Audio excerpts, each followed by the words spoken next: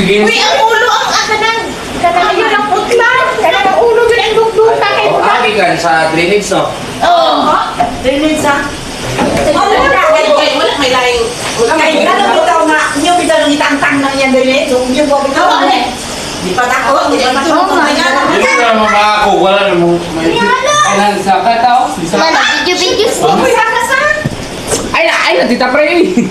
Halaga ka ba? Hawa mo diyan mga bata. Hawa ba?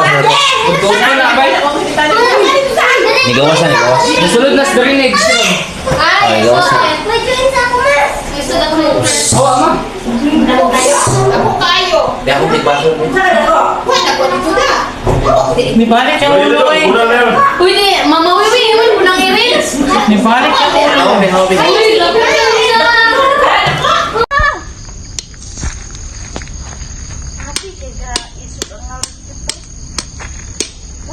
Nilihok pa.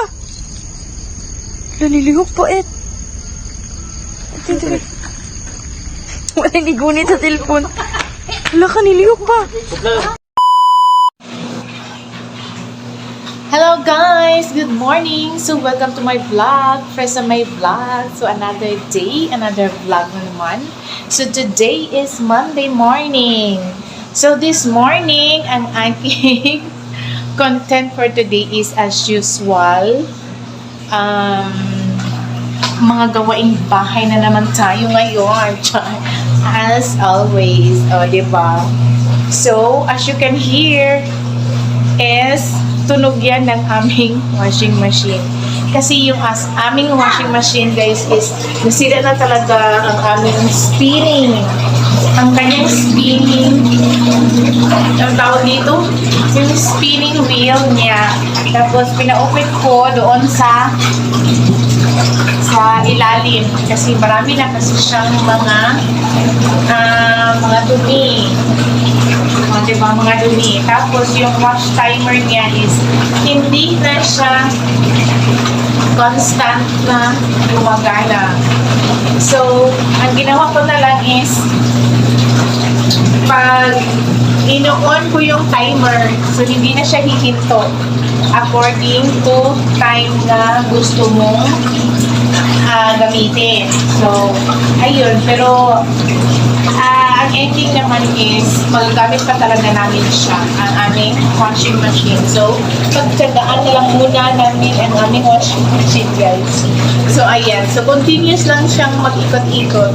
Pero, nakakatanggal naman siya ng dumi, o diba? Kasi hindi naman masyadong madumi ang aming mga damit. So, ganun. So, nag-washing na ako dito kasi meron pa kasing tubig na dumadaloy, o diba? So, gagamitin ko siya para naman productive at aking day ngayon. Marami akong magawa dito sa bahay. So, hindi mas-tagtag ang aking daily routine work dito sa bahay. So, kahapon pala guys, ikwento ko na lang sa inyo. Kahapon kasi, pumasok ako dito sa aming CR. Pagpasok ko, merong lumabas na ahas doon galing sa aming butas na yan na aming septic tank. Diba? My God, natakot talaga ako. Mataas na ahas, tapos parang ganito kataba. Ganun talaga kataba. So, sumigaw-sigaw talaga ako kasi hindi ko alam anong gagawin ko. Takot talaga ako kapag ahas na talaga. Lahat ng aking mga kalamnan sa aking buong katawan ay nanginginig. Tapos yung boses ko is tinatry ko talaga na ma-voice out ko na makapagsabi ako na tulong kasi may ahas talaga. Buti na lang nandito ang aking mga kapatid. So, sila ang ng hala. So, alam niyo na kung anong nangyari sa akin. Victoria, my God, grabe. Ewan ko. Tapos, ayun na. So, inaano na nila yung ahas. Hindi nila napatay yung ahas, pero nasaktan na talaga nila yung ahas. Idalawa man ang CR namin dito sa buong bahay kasi yung sa gilid kasi dito is bahay ng aking kapatid. So, gilid din ng aming comfort room is comfort room din nila. So, isa lang aming septic tank. Pero, drainage. So, yun. So, hindi man namin siya na patay pero nasaktan na talaga yung ahas. So, bumalik siya doon sa butas ng aming septic tank. Okay? Sa aming drainage. So, akala namin bumalik siya doon sa septic tank. Yun pala, doon siya pumunta sa bahay ng aking brother. Doon siya dumaan din sa CR, sa sink ng CR doon. So, doon siya lumabas sa kabilang CR ng aking kapatid. So, doon siya pumasok sa ilalim ng lavatory. Kasi nakita man kasi ng aking brother after work nila, umuwi sila. So, nakita nila doon sa kanilang banyo na merong mga patak ng dugo. So, sinabihan namin sila pagkadating nila before na alam niya na na merong kaming nakitang ahas. So, bumalik doon sa drainage namin. So, hindi namin alam na doon para pumunta ang ahas sa kanilang CR. Kasi meron man silang nakitang patak ng dugo. So, hinahanap nila agad kung saan nagtago talaga yung ahas. So, yun. Nakita nila kasi meron mga patak ng dugo sa CR din ng aking kapatid. Tapos, tiningnan nila yung mga dumi, yung dinaanan talaga ng ahas. So, hanggang hindi talaga nila tinigilan hanggang hindi nila makita yung ahas. Kasi alam naman ng aking kapatid na nandoon lang talaga sa buong bahay nila nagtatago yung ahas. At saka na nasaktan na kasi yung ahas na yun kasi meron na kasing mga patak na dugo doon sa kanilang CR. So, ganun. So, gabi na talaga guys. Oh my God. Nakita na nila talaga yung ahas. Ganon. So, takot na takot talaga kami. So, buti na lang naagapan namin yung ahas. Oh my God. Oo. Kaya, ganon talaga. Dito talaga sa aming bahay, guys. Mula noong nag-transfer kami dito sa area na to at pinagawa itong bahay, palagi talaga kaming mapapasukan ng ahas. Yes. Lalo na before, yung hindi pa siya fully furnished itong bahay na to. So, kung saan-saan na lang talaga pumapasok ang ahas.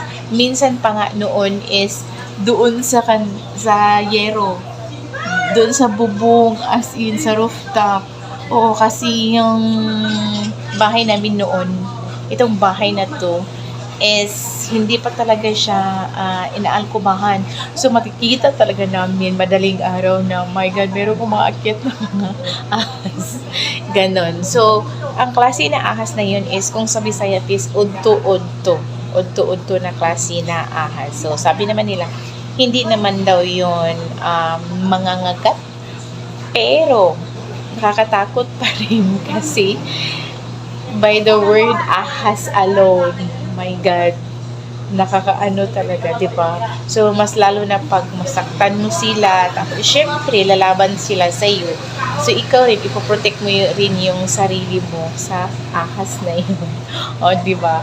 So, ganun. As in, ako talaga, my God, ang ano ko talaga, pinaka ko talaga na takot talaga ako sa ahas. So, ganun.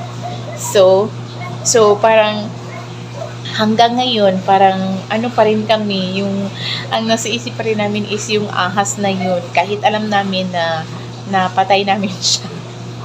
Yes. So, yun, parang careful pa rin kami, lalo na pag andun kami sa CR, parang ayaw na namin isara yung CR. Yes. Parang yung mata namin at saka yung ano namin is doon lang talaga nakafocus sa area na doon nanggaling yung ahas. Grabe, super duper ang ano talaga namin. Ang takot talaga. So, buti na lang nandito yung mga brother ko.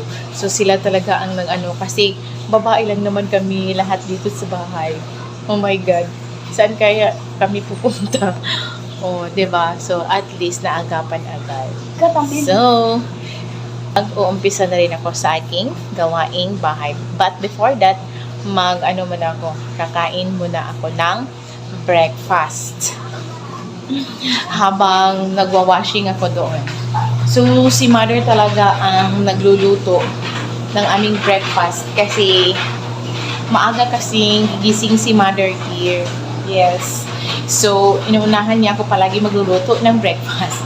So, nagluto si mother ng nilagang kamote. So, ito ang kinain ng aking pamangkin, which is nandoon siya. Kasi wala silang klase. Kasi yung teacher niya is absent today. Kasi merong importanteng pinuntahan ang kanyang teacher. So, ang aming ulam is, chicken feet. Ayan. Chicken feet. Adobong chicken feet. Okay. Meron pa rin kaming adobong chicken wings. Diba? Ang dami-dami ng aming mga at saka mga leftover na pagkain. So, ayan ang aming rice. So, kakain na ako. But, before that, tingnan ko muna kung meron pa ba akong mainit na tubig. Kaunti na lang ang aking water. So, hindi pa ako nakaligo, guys. Diba? Ang messy-messy pa ng aking mukha. Diba? Messy of the face is the real beauty. Ayan. Dadagdagan ko siya ng water kasi naubos na siya.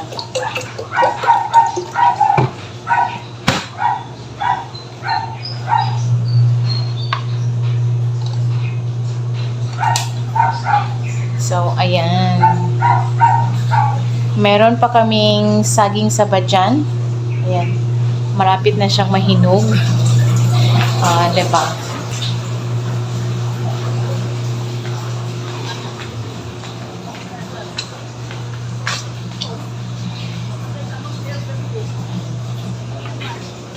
Si mother. Nakipag-chika doon si mother here sa labas. Diba?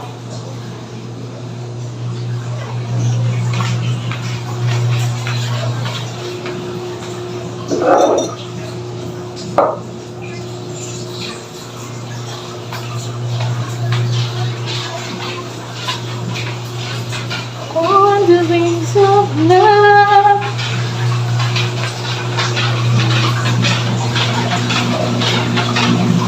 Diba? So, as you can hear, hindi talaga humihinto ang aming washing machine. Kasi sira na kasi yung wash timer niya. Ganun. Kaya, ayun. Ay. Mamaya na lang ako mag-ano. Be, maligo ka na, Be. Ha? Hala. Anong oras na? 7? It's already 7 a.m. in the morning. Be. Walang putol-putol talaga itong aking video ngayon, guys. Ipakita ko sa inyo, i-upload ko dito sa aking video ang ahas. Kagabi pa yun namin na nakuha dun sa loob ng bahay ng aking kapatid. Basta sumigaw-sigaw talaga ako kahapon. Nang hapon. Nung nakita ko talaga ang ahas. Kasi ako talaga ang unang nakita. Buti na lang talaga na yung ahas na yun ay lumabas siya buong katawan niya. Na nandun pa talaga ako sa pintuan ng aming comfort room.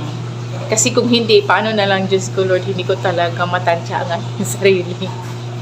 Yes. My God. As in talaga. So, ipakita ko sa iyo, guys, kung ano na, hala, ayan ang ahas, guys. So, oh my God.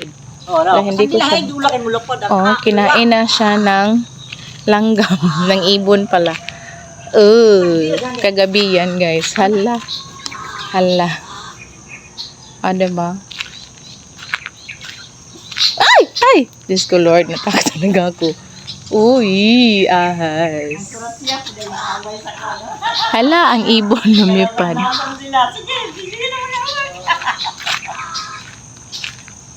Galaban-laban ko din sila. Galaban-laban talaga sila. Tapa, ang kumap to pa dito sa makado. Gani. Matabang mo na sila na patagdan na talaga matanda. So, busy na si mother dito sa labas ng aming bahay, guys. So, kasi sinira kasi ng aming mga aso ang aming mga halaman dito na naka-arrange pa yan dyan. Oh. Wala talaga tong aming mga aso, guys.